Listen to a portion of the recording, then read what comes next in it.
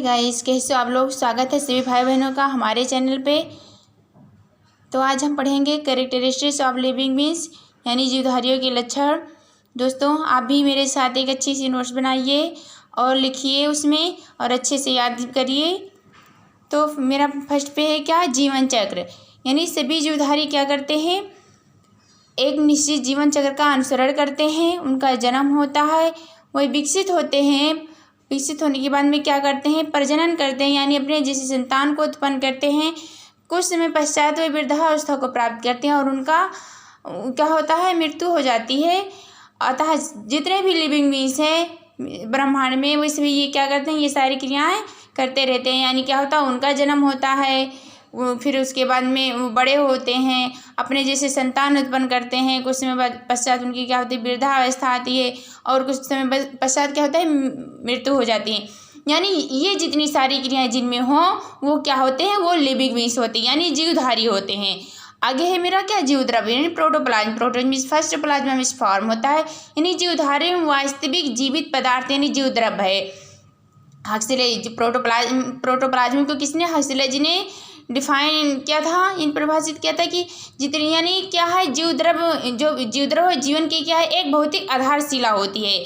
जीवन क्या है, जीवद्रव्य क्या है, जीवन की एक भौतिक आधारशिला है। यही जीवधारियों की भौतिक आधारशिला है। जीवद्रव्य में सभी जैविक क्रियाएं होती, जितनी भी जैविक क्रियाएं होती उसकी में होती है, जीवद्रव्य में होती। इसीलिए हक्सले जी ने भी क्या बताया कि जीवद्रव्य जीवन की क्या है, एक भौतिक आधारशिला है जिसके माध्यम से हम लोग क्या होते हैं, जीवित हैं। आगे क्या है, कोशिका संरचना, सेल स्ट्रक्चर। जीवधारी एक या एक से अधिक संरचनात्मक इकाइयों से बने होते हैं। यानी एक या एक से अधिक, उसमें एक या एक से अधिक संरचना इकाइयों से बने होते हैं जिसे कोशिका कहते हैं। पौधों और जंतुओं की सभी कोशिकाओं में जीवद्रव्य यानी प्रोटोप्लाज्म सेल मेम्ब्रेन और प्लाज्मा लेमा द्वारा घिरा रहता है।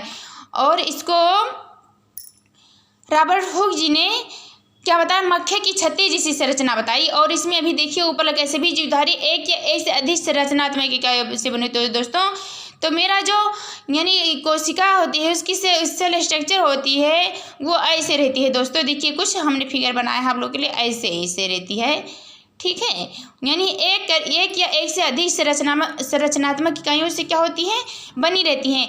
और इसको जब रॉबर्ट हुक साहब ने देखा अपने परीक्षण में माइक्रोस्कोप से देखा तो उनको कैसे लगा कि जैसे मक्खे की छत्ता, जो बड़ी मक्खी होती है उसकी छत्ता आप लोग देखे होंगे, तो उसमें क्या होता है, एक से एक या एक से अधिक ऐसे ऐसे क्या होते हैं, जुड़े रहते हैं। यानी उसी की जैसे है क्या हमारा सेल स्ट्रक्चर, हमारी कोशिका संरचना होती है।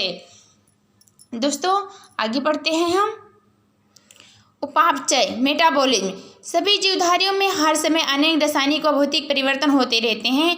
जितने भी जीवित प्राणी हैं उसमें क्या होती हैं, रासायनिक और भौतिक परिवर्तन होते रहते हैं। जैसे मेरा रासायनिक परिवर्तन हुआ क्या, जैसे हम लोग पानी पीते हैं, पानी पीने के बाद में वह मूत्र के रूप में या यानी पसीने के रूप में बाहर निकलना, यानी ये मेरी क्या हो गई, ये मेरी रासायनिक परिवर्तन हो गई। यानी पानी से पसीने के रूप में बनना।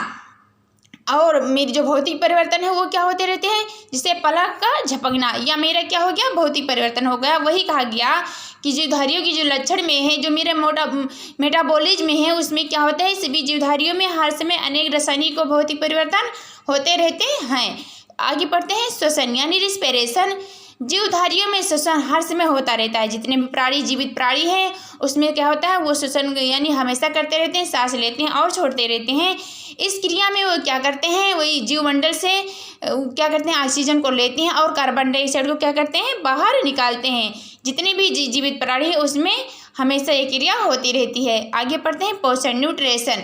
जीवद्रव्य के निर्माण के लिए और जीवधारियों की वृद्धि एवं विकास के लिए भोजन की क्या होती है, आवश्यकता होती है। पौधे पृथ्वी से जल, खनिज पदार्थ और वायुमंडल से क्या कार्बन डाइऑक्साइड लेकर परहरिम की सहायता से विभिन्न प्रकार के कार्बोहाइड्रेट, वसा एवं प्रोटीन आदि बनाते हैं। जंतु इन्हें पौधों द्वारा क्या करते हैं, प्राप्त करते हैं। ये हमारा क्या हो गया, न्यूट्रिशन हो गया।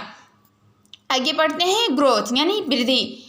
किसी जीवधारी की आकृति, आयतन व शुष्क भार के बढ़ने को वृद्धि कहते हैं। यह सफल उपापचय का अंतिम परिणाम है। यानी कोई भी जीवित प्राणी है, उसकी लंबाई, चौड़ाई, मोटापा जो बढ़ती है उसमें वो क्या कहलाती है? वृद्धि कहलाती है। पेड़ पौधे की टहनियों का बढ़ना, उसमें क्या है? वृद्धि कहलाती है। परंतु वृद्धि वो नहीं कहलाती जैसे बारिश होने की वजह से कोई लकड़ी क्या है, बारिश में पड़ी रहती है और फूल जाती है, वो वृद्धि नहीं कहलाती है, क्योंकि वो फिर उसी कुछ समय पश्चात शुष्क होने पर वो फिर अपनी अवस्था में आ जाती है। तो वृद्धि वो नहीं कहलाती। वृद्धि वो कहलाती है जो एक समय होने के पश्चात दूसरी फिर पुनः अपनी अवस्था में ना आए, वो वृद्धि कहलाती है। आगे हम पढ़ते हैं प्रजनन यानी रिप्रोडक्शन पढ़ते हैं। जीवधारियों में प्रजनन क्रिया द्वारा अपने जैसे जीव पैदा करने की क्या होती है? क्षमता होती है। परंतु निर्जीव जीवों में ऐसा नहीं होता है। जितने भी जीवित प्राणी हैं वो क्या करते हैं? वो अपने जैसी संतान उत्पन्न करते हैं। तो यानी जीवित प्राणियों में अपने जैसे संतान उत्पन्न करने की क्या होती है? क्षमता होती है। परंतु निर्जीव में ऐसा नहीं होता है। आगे हम पढ़ते हैं गति, मूवमेंट। गति जीवधारियों का मुख्य लक्षण है। जितने भी जीवित प्राणी हैं वो क्या करते हैं? गति करते रहते हैं। वो अपने एक स्थान से दूसरे स्थान को क्या है? जाते हैं। उसको क्या कहते हैं? मूवमेंट कहते हैं। और पेड़ पौधे अपने टहनियों के माध्यम से गति करते हैं। और जितने भी हमारे एक कोष के जीव होते हैं, जैसे पैरामीशियम हो गया, एगुलिना हो गया, ये सब हमारे के एक कोष के जीव होते हैं। और उसमें जैसे पैरामीशियम क्या है? चल बीजाणुओं द्वारा, जो स्पोर द्वारा क्या होता है? गमन करते हैं। आगे हम पढ़ते हैं। यानी मेरा गमन ये हो गया, यानी गति ये हो गई कि जो जीवित प्राणी है मुख्य यानी लक्षण होते हैं, जीवधारियों का मुख्य लक्षण होता है यानी गति करना, यानी एक स्थान से दूसरे स्थान पे यानी क्या होता है? जाना, उसको कहते हैं मूवमेंट कहते हैं। आगे हम पढ़ते हैं क्या? संवेदनशीलता तथा अनुकूलनशीलता। अब इसको समझते हैं। जीव जहाँ पर भी रहते हैं, यानी जो भी जीव जहाँ पर रहते हैं वो क्या अपने वातावरण में निरंतर होने वाली परिवर्तनों का अनुभव करते हैं। जो यानी उसमें जहाँ जीव रहते हैं वहाँ की परिवर्तन होता है, यानी ठंडी, गर्मी, बरसात, उसका जो अनुभव करते हैं उसको क्या कहते हैं? उसको संवेदनशीलता कहते हैं। और इसके अनुसार अपनी संरचना और क्रियाओं में भी परिवर्तन करते हैं। यानी अपनी संरचना और यानी उसके अनुसार अपनी संरचना और क्रियाओं में, अपने काम में जो परिवर्तन करते हैं उसको क्या कहते हैं? अनुकूलनशीलता कहते हैं। यानी वातावरण का अनुभव जो करें उसको संवेदनशीलता, और वातावरण के अनुसार अपने अंदर जो क्रियाएं यानी अपनी संरचना की क्रिया में जो परिवर्तन करें उसको क्या कहते हैं? अनुकूलनशीलता कहते हैं। आगे मेरा है उत्सर्जन, एक्सक्रीशन पढ़ते हैं। सभी जीवधारियों में विविध उपापचयी क्रियाओं के फलस्वरूप जल और कार्बन डाइऑक्साइड ही नहीं वरन अन्य प्रकार के अनावश्यक और हानिकारक पदार्थ भी क्या होते हैं? बनते हैं। इन पदार्थों को जीवधारी निरंतर अपने शरीर से निष्कासित करते रहते हैं। यानी जितने भी क्या होते हैं? जीवित प्राणी होते हैं, उसमें उनके शरीर में क्या होता है? उनके शरीर में यानी क्या होते हैं? जितने भी अपशिष्ट पदार्थ होते हैं, और शरीर से अपशिष्ट पदार्थ को बाहर निकालने की क्रिया को क्या कहलाती है? उत्सर्जन के। जैसे पसीना का निकलना, आंसू का निकलना, ये सब मेरा क्या है? ये भी उत्सर्जन है। मलमूत्र का त्यागना, ये भी क्या है? उत्सर्जन। यानी शरीर से अपशिष्ट पदार्थ को बाहर निकलना।